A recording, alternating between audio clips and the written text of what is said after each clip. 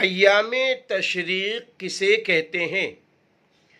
ایام تشریق کے چند کلمات ہیں جو پانچوں فرض نماز کے پڑھنے کے فوراً بعد امام اور مقتدی دونوں حضرات ایک بار بآواز بلند پڑھیں گے۔ ہماری حجین بہنیں اور ہماری ساری مائیں اور بہنیں پانچوں فرض نماز پڑھنے کے بعد یہ کلمات آہستہ پڑھیں گی۔ وہ یہ ہیں: اللہ اکبر، اللہ اکبر، لا الہ الا اللہ، واللہ اکبر، اللہ اکبر، وللہ الحمد۔